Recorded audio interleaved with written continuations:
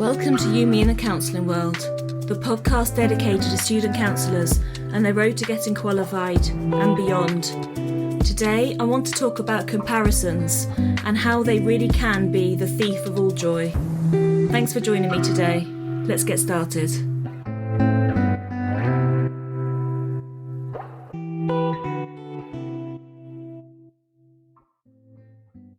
Hello everybody. I'm back again. It's doing okay, isn't it? So nice to be back and to be kind of in touch with you all. It's so enjoyable to record these podcasts and to spend a little bit of time just working through some things for myself, I guess. And they really get me thinking. So hopefully they get you thinking too. Because when I come to sit down to record them, wow, sometimes it's really nerve-wracking. And today is one of those days where I'm kind of like not sure where this is going to go.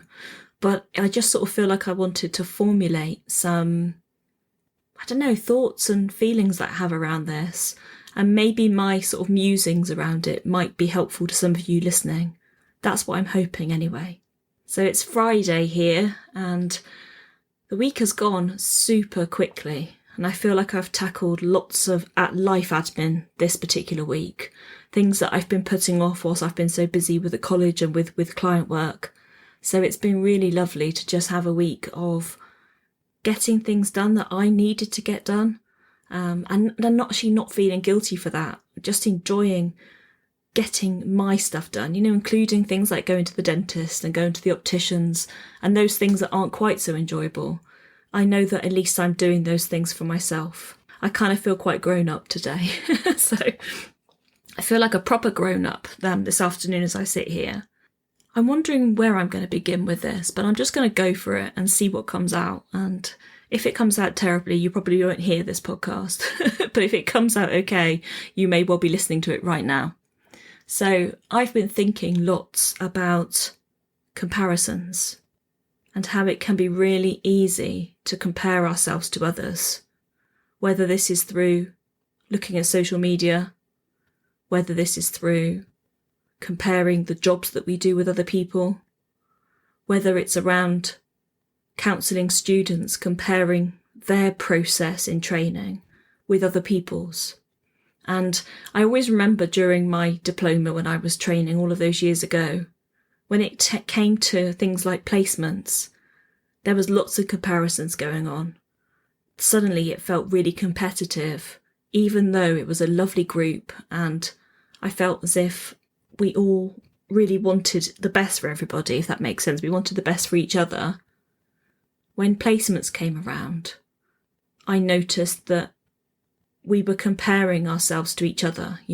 Such and such person has been doing 3 placements a week and has got, 25 hours down, whilst one person is, managing to do 2 hours a week and has only so far achieved 6, It really was varied, and it was varied due to people's personal circumstances, really, what they had in their life going on.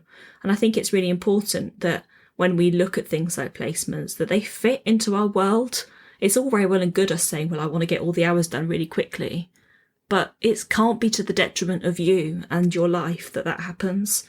And I think there's a lot of steep learning there. But I do remember it being really competitive feeling. And I'm not sure whether I was making it competitive in my head or whether other people also felt that. But suddenly I was aware of comparing myself because I wasn't in a position where I could go and do loads of client hours because I was working and I had a young child at the time.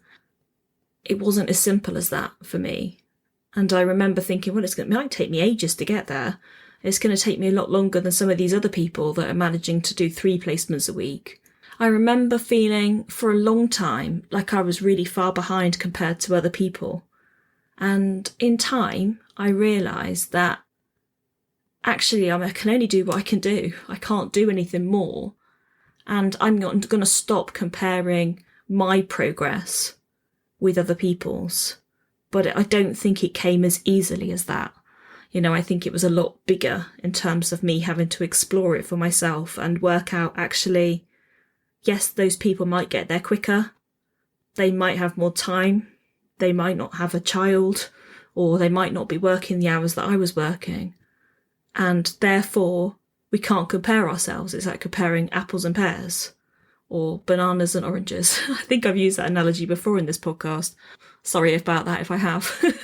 But that's really what I'm saying, is that we can't compare ourselves to other people, yet we all compare ourselves, I think. I certainly compare myself to others.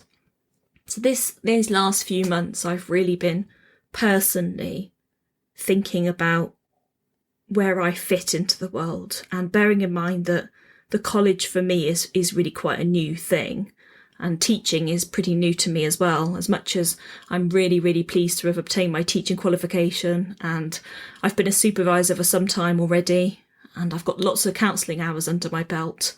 I haven't been tutoring for so long, and it's very new and very fresh, and I found myself comparing me with people that I work alongside. And it's been a really sort of difficult place for me. I'm a real perfectionist, and I want to make sure that I am doing everything the absolute best that I can. Through this sort of process of tutoring and learning different styles, like finding my own style, I've been comparing myself with others. And that's something that has really come up for me this week through something I was discussing earlier in the week with a colleague. And I think is what it is it's about recognising that we can compare ourselves to others, but unless we're going to compare the whole of ourselves, it's actually useless. Because although I might have a skill in one area, for example, in supervision, I feel like I'm skilled at what I do. I feel as if my supervisees, hopefully if they're listening, they might correct me, but that they get the support that they need and they get the lift that they need. And I feel like I'm approachable and helpful and friendly and down to earth with them all. And I feel like I'm good at that. But in terms of tutoring, I don't have a lot of experience to go off of. I don't have as much experience in terms of teaching. I can't compare myself to tutors that have been doing this for many years.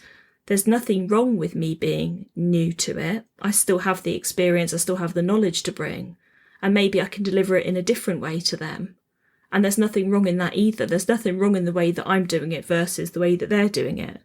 It's just that sometimes we're different. So unless we're going to compare the whole of somebody, so looking at all the things that they're good at, but then all of the things they're not so experienced at, we can't really compare ourselves to the other person, because where I might not have a skill, somebody else might have. And where they don't have the skill that I have, I might have. I don't know if that even makes sense. I hope so. But do you see what I mean? It's that sense of comparisons are actually useless. And I think and feel strongly that the whole cliche around comparison is the thief of joy, that is something that I consider to be really, really true, just from my own personal experience recently. When I begin to compare myself to other people, I begin to feel inferior and less proud of myself and less confident. Suddenly, I don't feel like I'm doing such a good job anymore. But all of that is coming through me, in my own head, in my own space, because I'm so often told that I am good at what I do, and I'm often told that I'm good at teaching, and that means the absolute world to me when I hear that, because it is so new to me. But I need to find a way to validate that within myself as well, for me to accept that this is quite new and I've got lots of stuff in other areas, but I'm in a process of working through this. And I've been teaching now since September, so it's getting a lot easier, and I feel like I can do it much more naturally now. And the students seem to enjoy the interactions that we have. And I can feel really proud of myself for that. I can feel super proud at the end of an evening when I've been with them all, and I get in my car to go home, and I can feel really, really proud.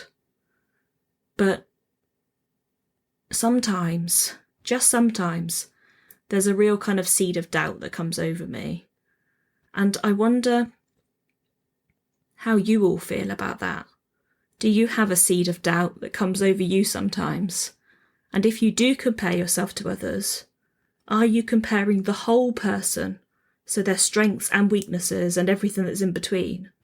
Or are you just comparing the bit of them that you see that you're not so good at? So the bit of their strength shines a light on your weakness. But is what you also have to acknowledge is your strengths as well. You've got your own strengths that come with you. They belong to you, and nobody can take those away from you.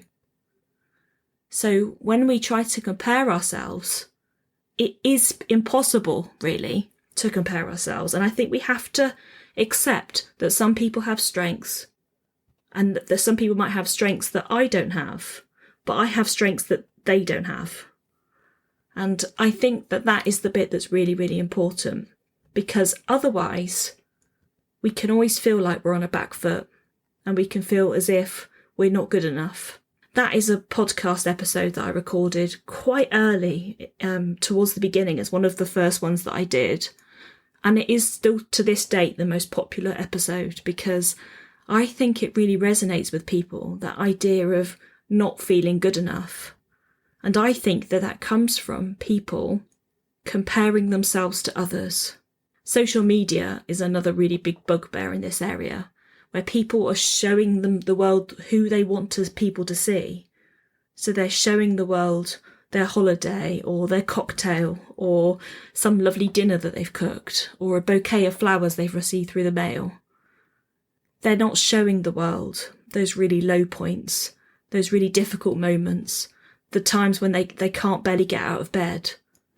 So we have to make sure that when we're doing a comparison between us and another, are we comparing the whole of ourselves, or are we comparing only a bit of ourselves?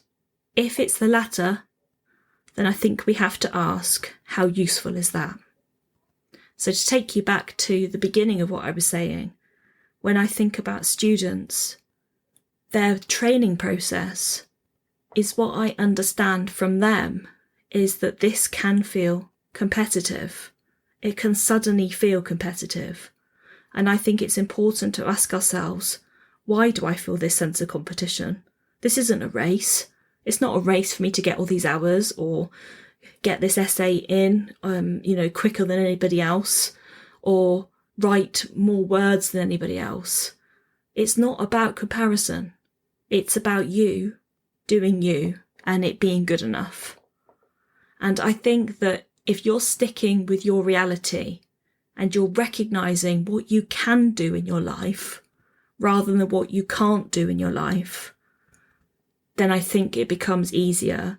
And it is always going to be about recognising that everyone's situation is different.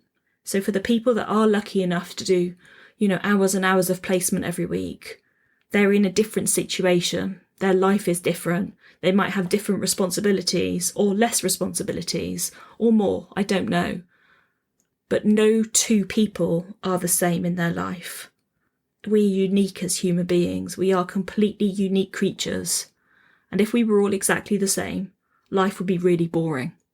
But what that does mean is that we shouldn't compare ourselves to others.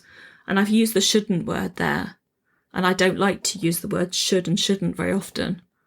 But in this, I really do believe that we need to try to avoid comparing ourselves, because it is the true thief of happiness and joy.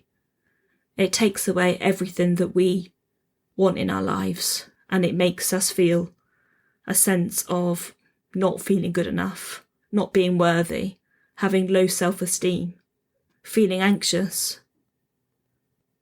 It can be so negative. And currently in the world, there's a lot to be negative about. Life is really hard. So let us all give ourselves a little bit of a boost, give ourselves a bit of a leg up here, and recognise that we need to be proud of what we've achieved. Even if it's the smallest thing in the world, if you can get into bed every evening and have something that you're proud of for this day. Maybe you cooked a good meal, maybe you got your 10,000 steps, maybe you wrote that essay you've been putting off, Maybe you read that book that you wanted to read. Just be proud of something every single day. So as you get into bed of an evening time, be proud, because you deserve that. Okay, well, I feel quite uplifted after that. I feel like I've got quite a lot out into the open, and I think you guys have almost helped me to formulate it in my head, just what I was feeling, and bring it all back together again. So I hope that that was useful to you in some way. And maybe let me know, contact me on Facebook. I've got a Facebook page, which I'll link in the show notes below. Do you compare yourself to others frequently? And why do you do that? Might be really interesting to strike up a conversation. And maybe we could make that conversation between a group of us if I pop something into the comments boxes for people to actually be able to share. So it would be really lovely to hear from you. So without further ado, I just wanted to say a big thank you to everybody listening. As per normal, the support has been amazing. If you would like to leave me a review, you can do so on Apple Music or now on Spotify. Your ratings really do make a big difference in helping the podcast to grow and helping us to reach more people. If you know of a student counsellor in your world that think might benefit from this podcast, please do give them a nudge and drop them a link with this on it. I really appreciate that. And until next time, take really good care of yourselves. See you soon. Bye-bye.